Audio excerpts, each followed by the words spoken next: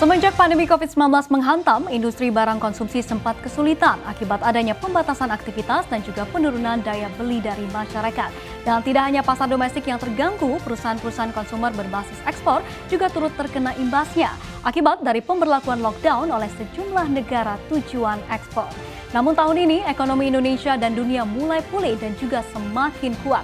Peluang semakin sehatnya ekonomi Indonesia tahun depan bakal menjadi salah satu sentimen positif bagi perusahaan-perusahaan barang konsumsi dan juga hospitality untuk bisa lepas landas. Halo, selamat sore. Anda menyaksikan CNBC Indonesia Awards dalam kategori The Best Consumer and Hospitality Companies bersama saya, Monica Chua.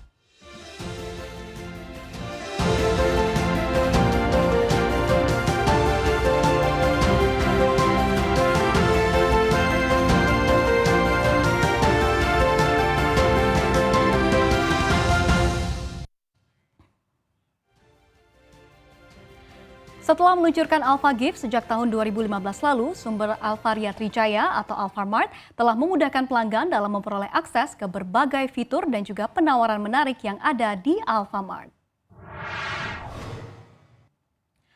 Melalui aplikasi Alpha Gift, pelanggan dapat berbelanja di Alfamart secara online, terutama di masa masyarakat harus membatasi kegiatan di luar rumah. Alpha Gift juga menawarkan pelanggan untuk berbelanja semua kebutuhan sehari-hari melalui satu aplikasi, sehingga tidak perlu untuk membeli produk-produk dengan menggunakan platform atau aplikasi belanja yang berbeda-beda.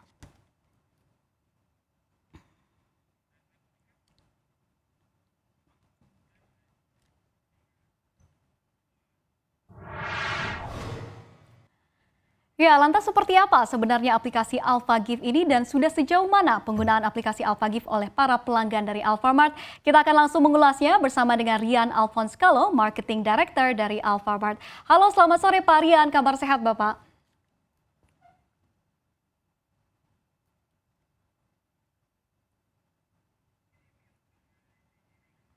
Pak Rian, sepertinya suaranya masih di mute, boleh tolong dibuka?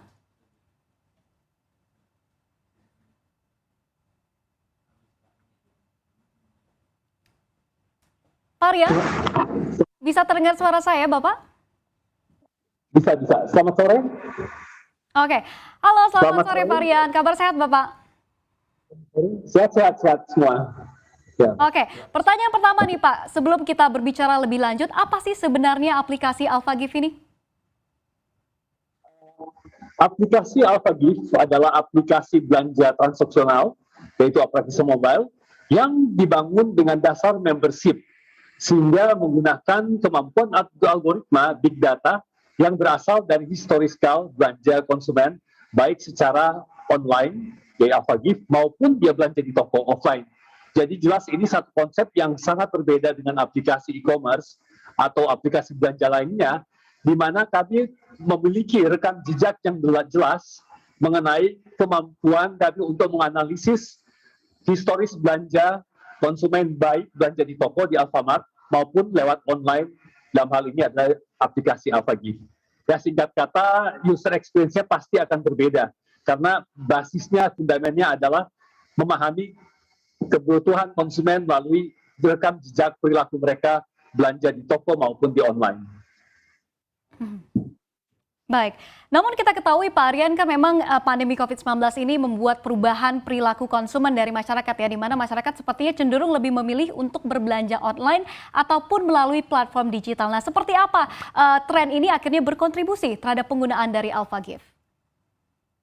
Ya, kita semua sadari walaupun tren belanja online ini meningkat pesat, terutama dalam 2 tahun terakhir ya, dalam masa pandemik, tapi khususnya berbelanja kebutuhan sehari-hari masih tetap didominasi oleh belanja offline atau belanja fisik di toko, di pasar, dimanapun. Berbeda kalau kita lihat dengan kategori fashion, elektronik, lifestyle, dan sebagainya, yang saat ini banyak beralih ke online. Jadi kalau belanja groceries atau kebutuhan sehari-hari itu masih banyak didominasi oleh belanja offline, seperti kita lihat di toko Alfamart. Karena ya simpel lah, orang mau masak butuh hari ini untuk cepat, kirim cepat, barang-barangnya untuk dikonsumsi langsung, nah itu butuh kecepatan. Sehingga kita lihat ada beberapa elemen penting, seperti saya sebutkan tadi, kecepatan pengantaran, di antara kemudahan karena repetisi dan banyaknya item yang harus dibeli dalam sekaligus, dan kelengkapan produk masih menjadi faktor penentu. Nah, kita melihat ini ada celah AlphaGift untuk masuk, memberikan solusi kita bilang O2O, online to offline, dengan memperhitungkan perilaku belanja online konsumen terhadap barang kebutuhan sehari-hari. Jadi, kita memang fokus kepada belanja groceries atau belanja kebutuhan sehari-hari. Oke, baik. Nah, Ya. Pak Rian, selanjutnya apakah pandemi COVID-19 yang telah terjadi selama lebih kurang 2 tahun ini juga turut mempengaruhi penjualan yang ada di Alfamart? Karena kita ketahui juga kan daya beli masyarakat saat ini masih cukup terdampak, Pak Rian. Ya, pasti. Kita melihat memang banyak perubahan perilaku masyarakat saat ini. Misalnya kalau di toko offline itu frekuensi mereka berkurang, tetapi sekali datang frekuensi belanja mereka akan lebih banyak. Untuk AlphaGift sendiri kita juga mengamati perubahan ini sehingga kita terus melakukan development dengan lebih agile atau lebih adaptif terhadap semua perubahan perilaku permintaan konsumen. Terhadap di dalamnya kelengkapan belanja produk yang saat ini kami terus tambahkan ke dalam produk yang melengkapi tidak hanya produk-produk yang dijual di toko Alfamart, tetapi juga kita lihat ada kebutuhan permintaan konsumen yang saat ini cukup banyak. Misalnya produk dengan kemasan besar kan tidak dapat dijual di toko karena keterbatasan tempat. Susu premium, adanya kebutuhan untuk susu premium. Vitamin meningkat luar biasa sepanjang pandemi ini. Kemudian perawatan tubuh, makanan, dan banyak produk yang saat ini juga tidak tersedia di toko Alfamart. Sekarang kita bilang dalam kategori groceries, kita jual melalui AlphaGift. Baik, Pak Rian, kita kan tahu banyak sekali begitu ya saat ini aplikasi-aplikasi digital untuk bisa berbelanja online. Nah, sebetulnya apa sih yang membedakan AlphaGift dengan aplikasi atau mungkin omni channel lainnya yang ada? Oke, seperti yang mungkin saya utarakan di awal, bahwa AlphaGift mampu untuk melakukan perekaman dan membuat kuantitatif modeling dari seluruh transaksi konsumen, baik transaksi yang dilakukan di toko kita bilang di offline, maupun di online. Sistem ini kita buat dengan platform membership dan sudah lebih dari 5 tahun kita investasi besar sekali di sini untuk dapat memahami pola belanja konsumen. Dengan demikian, pola penawaran atau promosi yang diberikan melalui AlphaGift ini sangat berbeda dengan e-commerce yang lain. Karena kita bilang bisa personalized, bisa sesuai dengan persona masing-masing konsumen.